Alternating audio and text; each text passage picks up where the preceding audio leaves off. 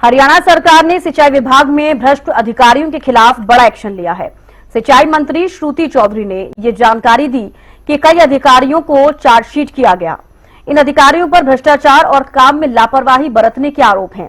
बता दें कि आरोपी अधिकारियों और कर्मचारियों की लिस्ट में जेई, एसडीओ और एक्जीन के भी नाम शामिल हैं। इन अफसरों के खिलाफ नियम 7 के तहत चार्जशीट की गई। वहीं कैबिनेट मंत्री श्रुति चौधरी ने कहा कि सीएम हमेशा करप्शन पर जीरो टॉलरेंस की बात करते हैं।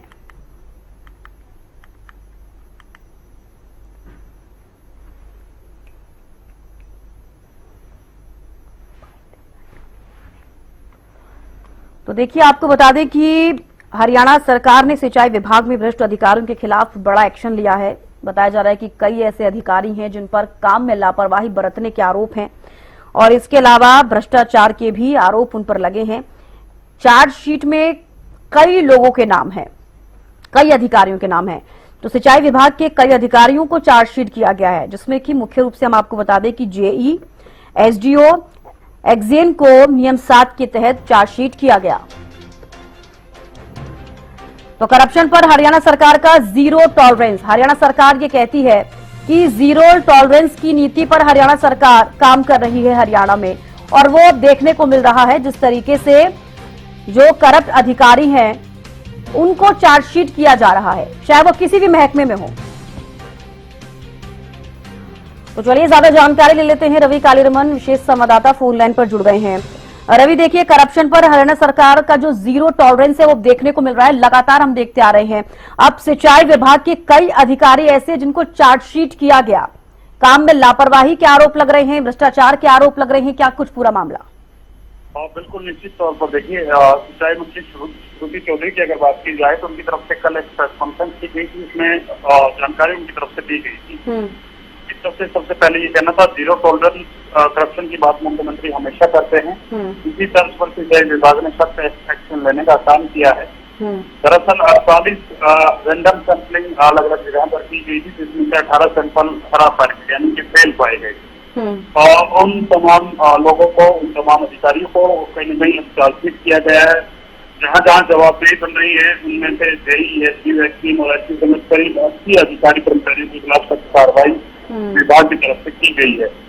तो श्रुति चौधरी का ये कहना है कि क्वालिटी का काम होना चाहिए। जब इतना बड़ा वेलफेयर नजर आया तो फेलियर नजर आया तो एक्शन लिया गया है और चलते ये तमाम कर्मचारी अधिकारी हैं उनके खिलाफ मामला जो है संज्ञान में आया और उनके खिलाफ कार्रवाई की गई है। कंक्रीट और पाइप के सैंपल लिए गए थे, जो कॉन्ट्रैक्टर इसमें इन्वॉल्व हैं उनसे रिकवरी करने का काम भी किया जाएगा। ये भी कहना है चौधरी का। फ्लड कंट्रोल के साथ लगातार मीटिंग हो रही है ताकि इस प्रकार से कोई काम ना हो और उसके चलते जो भी काम अभी तक हो रहे हैं या फिर काम पेंडिंग हैं उन तमाम कामों को लेकर कहीं न कहीं सैंपलिंग की गई थी और सैंपलिंग के बाद करीब 48 सैंपल कलेक्शन किए गए थे, जिसमें से 18 सैंपल फेल हुए हैं, जिसके चलते ये करीब 80 अधिकारी और कर्मचारियों के खिलाफ कार्रवाई रूल डिपार्टमेंटल रूल 7 के तहत जो है कार्रवाई की गई। जी रवि, आपसे ये भी जानना चाहूंगी कि जो जेई, एसडीओ और एक्जीन का हम जिक्र कर रहे हैं, नियम 7 के तहत चार्जशीट किया गया, जिन भी मामलों में लापरवाही बरतते हुए नजर आए हैं, किस तरीके की लापरवाही बरती गई है? क्या इसको लेकर कुछ समझ में आ पा रहा है? किस तरीके की जानकारी मिल पा रही है? और बिल्कुल निश्चित तौर पर देखिए, तमाम जो एसडीओ, जेई, एसडी सहित करीब 80 अधिकारी जो हैं, कर्मचारी हैं, उनसे जवाब मांगा गया है। लेकिन सरकार के सभी प्रोजेक्ट इन अधिकारियों के अधीन होते हैं, जिनकी देखरेख इन अधिकारियों का काम होता है और ऐसे में कहीं न कहीं लापरवाही बरती गई, क्योंकि जब काम चल रहा था तो सैंपलिंग ढंग से नहीं की गई। इसकी बदौलत विभाग की तरफ से सख्त एक्शन लिया गया, सैंपल करा करके तो सैंपल कहीं न कहीं फेल पाए गए और फेल पाने के बाद ये एक्शन लिया गया। इन अधिकारियों की जिम्मेदारी ये भी बनती है, जब काम चलता है तो कहीं न कहीं वो सैंपल कलेक्शन करते रहे और निगरानी जो है लगातार बनाकर उन तमाम प्रोजेक्ट पर रखें, ताकि भ्रष्टाचार जो है वो ना हो सके। जो भी कॉन्ट्रैक्टर है वो घटिया क्वालिटी का जो मटेरियल है वो ना लगा पाए। तो ऐसे में कहीं न कहीं विभाग की तरफ से बड़ा एक्शन जो है इन तमाम अधिकारियों कर्मचारियों के खिलाफ लिया गया है। जी चलिए, बेहद शुक्रिया रवि जुड़ने के लिए और तमाम जानकारी देने के लिए। तो देखिए, आपको बता दें कि अब करप्शन पर हरियाणा सरकार का जीरो टॉलरेंस जो है वो देखा जा रहा है। हरियाणा सरकार ने सिंचाई विभाग में भ्रष्ट अधिकारियों के खिलाफ बड़ा एक्शन लिया। कई ऐसे अधिकारी हैं जिनको लेकर अब ये जानकारी सामने आई है कि उनके ऊपर चार्जशीट दाखिल की गई है।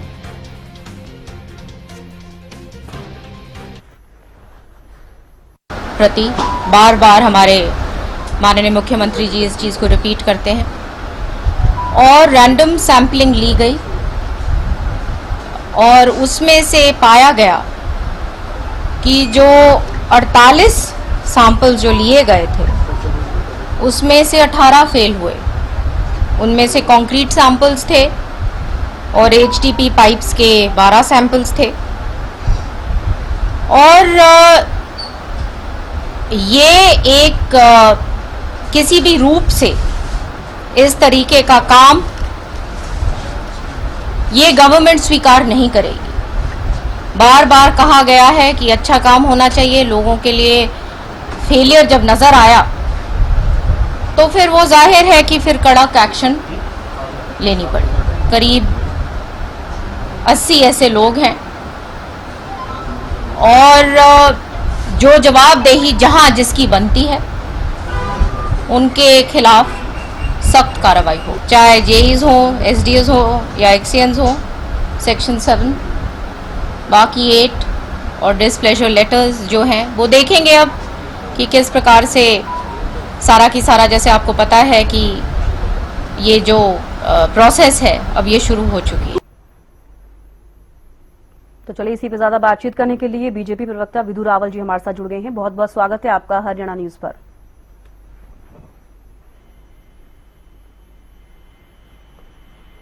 विधु जी, आप सुन पा रहे हैं? हाँ, मैं सुन पा रहा हूँ। क्या आपको मेरी आवाज आ रही है? जी बिल्कुल आ रही है। विधु जी, सबसे बड़ा सवाल ये है कि हरियाणा सरकार लगातार कहती है कि जीरो टॉलरेंस की नीति पर हरियाणा सरकार हरियाणा में काम कर रही है।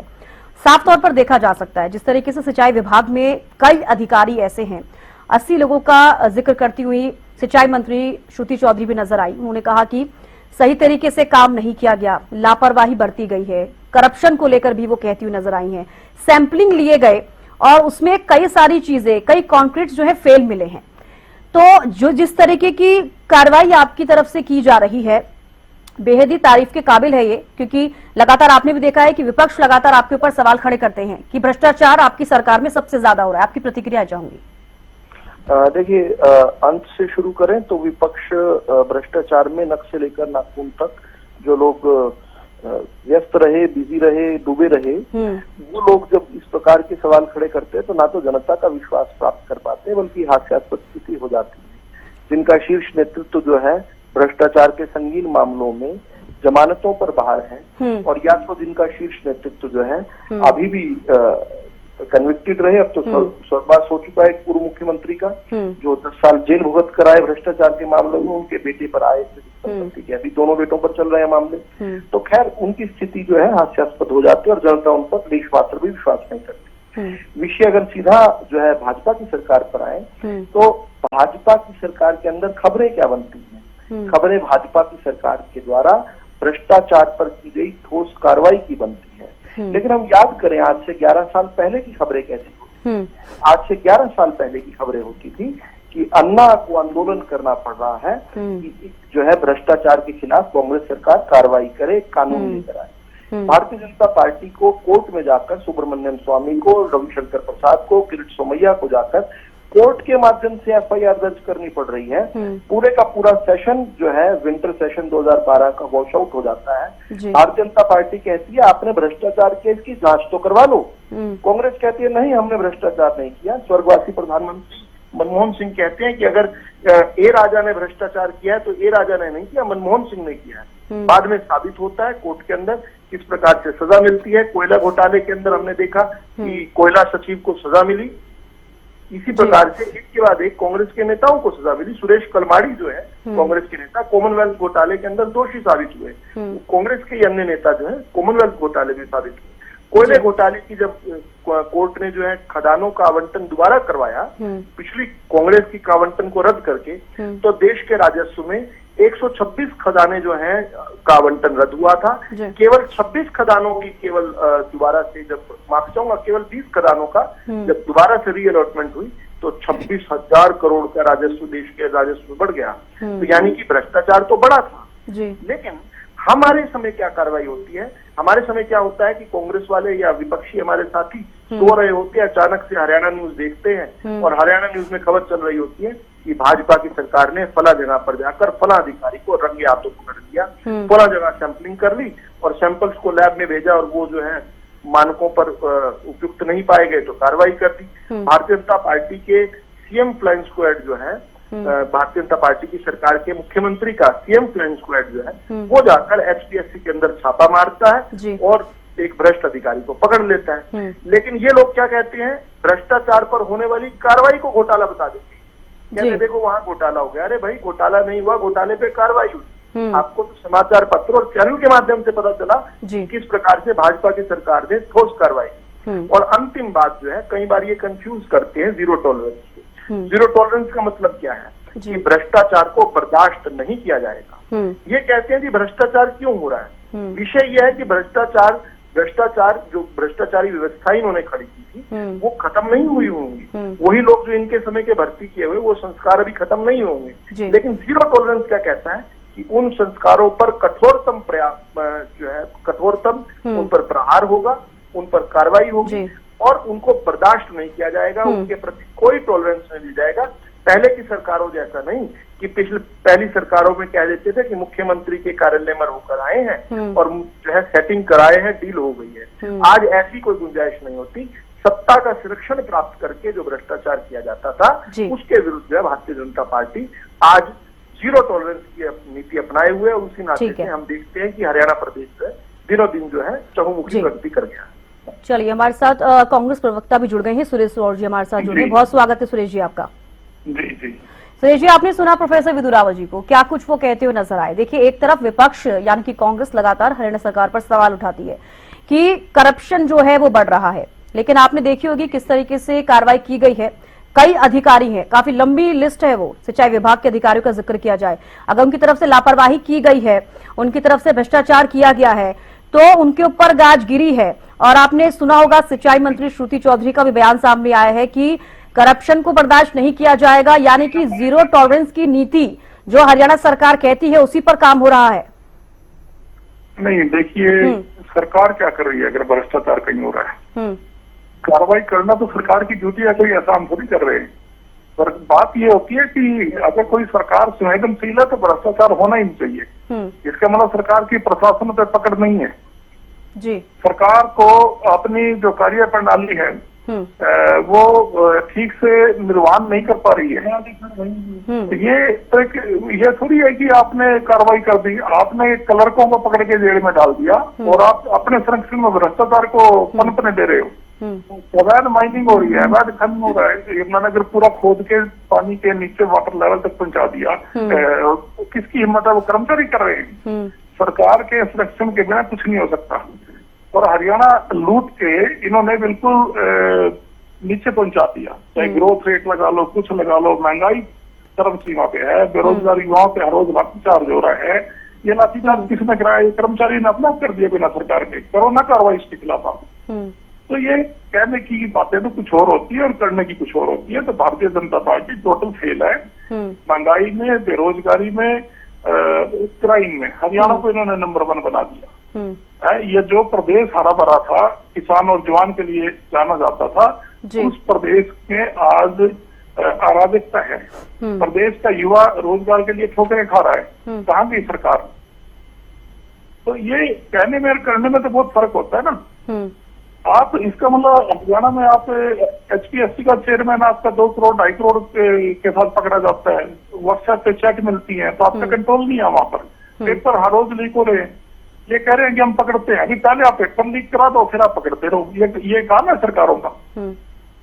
तो जो युवा ओवरेज हो गए इनके चक्कर में, क्योंकि इन पे पेपर नहीं बिना लीक करे कोई भी संपन्न होता। जो बच्चों तो आपका सवाल यही है हरियाणा सरकार से कि भ्रष्ट अधिकारी ही क्यों है?